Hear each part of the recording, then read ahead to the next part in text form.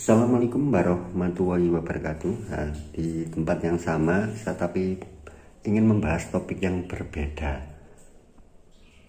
Ada teman-teman yang bilang ketika ada saluran yang bocor, ya karena saya sering menangani saluran bocor itu udah males gitu loh. Kalau nyari saluran bocor terus memakai pressure suit itu pasti akan hidup mati. Nah, itu banyak teman yang menyarankan memakai flow suit. Jadi kalau ada bocor-bocor halus, pompanya aman.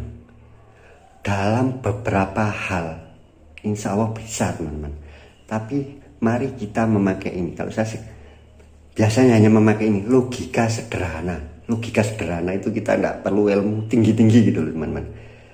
Jadi bisa jadi ketika ada bocor halus itu, ketika memakai flow suit tidak akan hidup pompanya. Nah itu yang sering anggapan seperti itu.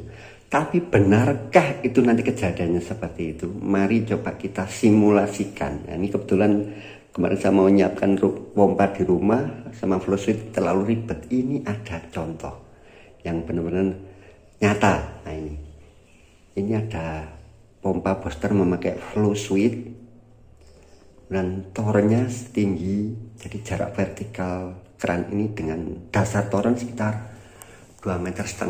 Nah ini karena kan sudah di sini ya teman-teman, sudah dekat dengan plafon, itu 2,5 meter. Itu bagian atas ini lantai 2 tempat saya berdiri ini, torennya di atap lantai ini, lantai 2 ini. Kemudian tinggi torennya setelah terisi penuh sekitar 1,5 meter, ya katakanlah 3,5 meter.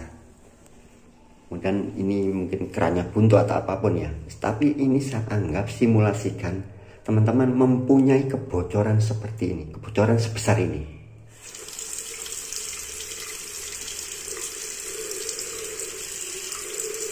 Ini mungkin ya 3 liter per menit ya, saya anggap pokoknya pompa ini tidak hidup.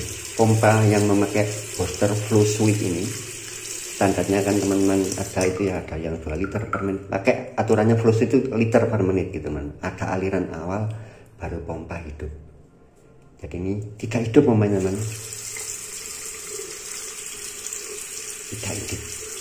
Jadi teman-teman kalau membuat kebocoran seperti ini, ya insya Allah aman ya Pak, pompanya tidak hidup. Tetapi apa yang terjadi teman-teman? Ini saya anggap ada kebocoran yang selalu mengalir seperti ini.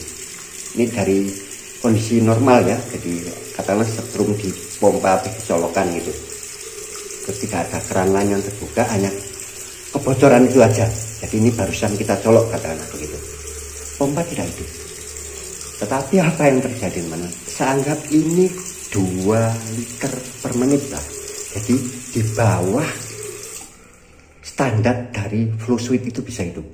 Flow suitnya saya anggap 3 liter per menit baru bisa hidup. Ini hanya 2 liter per menit. Wah, besar ini, seneng ya teman-teman ya. Bocor segini pompa tidak hidup. Betul teman-teman. Tetapi apa yang terjadi ketika kita memakai keran lain? Itu yang jadi masalah. Setelah memakai keran lain, ini kan kebocoran yang kita tidak tahu ya. Katanya tidak perlu dicari karena bocoran kecil itu susah ya, memang kebocoran susah, tapi memakai flow suit aman. Kita buktikan ketika memakai keran lain yang membuat pompanya hidup. Nah ini saya pakai kloset ini aja udah langsung membuat pompanya hidup. Ya, pompa hidup. Nah, ini kelihatan semakin kencang berarti pompa hidup kan. Saya tutup.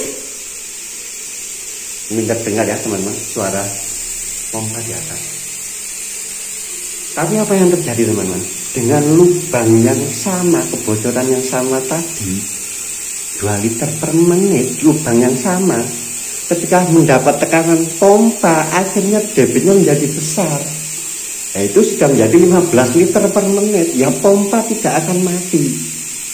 Itu yang mungkin tidak jarang dipahami teman-teman. Seperti itu. Kita memakai logika itu aja, logika sederhana.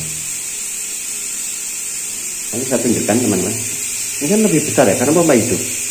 Nah, ini kan keran ya. Kalau bocoran kan kita nggak tahu, nggak bisa nutup maksudnya. Nah, pompa udah mati ya. Ini mesti ada sisa. Ini bagusnya juga washer ya, ada sisa delay off itu. Tapi ini juga tidak membuat pompa hidup. bisa aja di sana dia akan ngimbangi.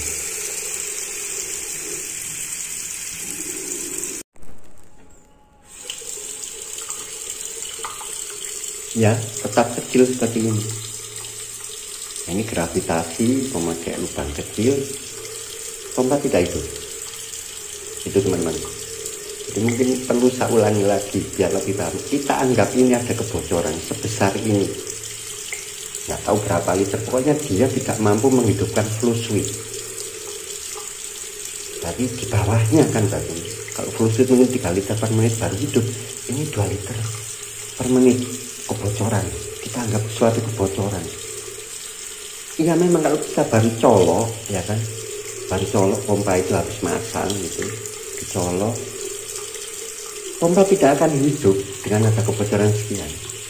Tapi itu tadi teman-teman, dengan lubang yang sama, sekarang tekanannya hanya katakanlah setengah bar, ketika pompa hidup tekanan akan menjadi besar. Tekanan yang besar dengan fluid yang sama, debitnya akan berubah. Debit yang berubah itu membuat pompa fluidnya akan hidup dan tidak mati, ya karena dianggap ada pemakaian. Ini anggap wah ini besar sekali ya kebocoran segini nih katakanlah. Ini kalau memakai pressure switch sudah hidup terus lah istilahnya, nggak pernah mati gitu. Nah itu makanya katanya pakai fluid. Nah ini kita simulasikan.